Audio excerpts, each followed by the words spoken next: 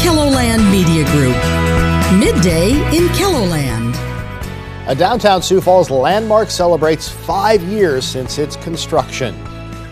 And a gunman is captured after a shootout outside the U.S. Embassy in Lebanon. Well, good afternoon and thanks for joining us. I'm Tom Hansen. More buildings could be popping up in downtown Sioux Falls. A Des Moines-based developer is planning a project on about 4 acres of land in the railyard development. It will include retail and office space, a parking ramp, and over 230 apartments.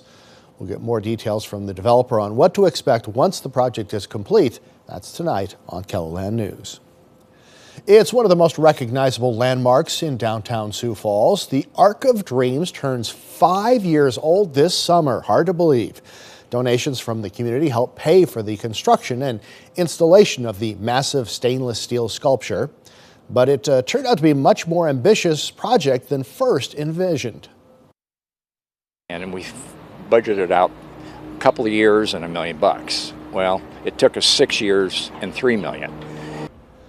But such an investment from the community is paying off, with the Arc symbolizing the power of dreaming big. We'll look back at what it took to install such a massive sculpture along the banks of the Big Sioux River in tonight's Eye on KELOLAND at 10.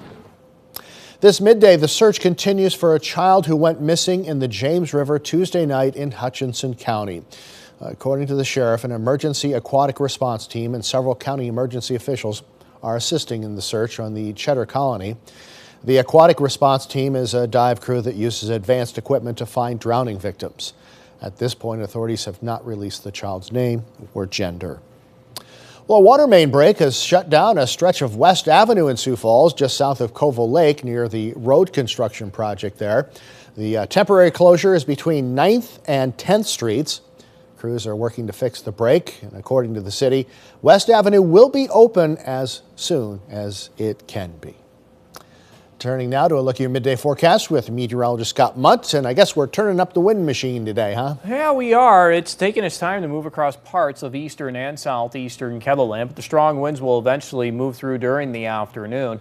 We've had strong winds already today, western, north central South Dakota. You do see that area of cloud cover in east central South Dakota into Minnesota. That's associated with a couple of showers, more or less on the leading edge of where we do have some of the stronger winds. You see that near Watertown, areas to the south over toward Marshall.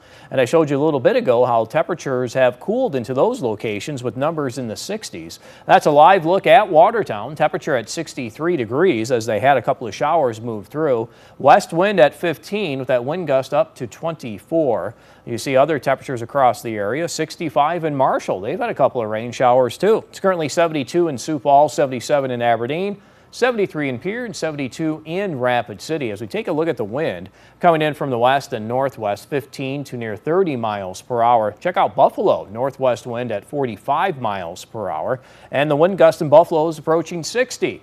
We have other wind gusts into that 40 mile per hour range in Rapid City, Mobridge, and in Aberdeen.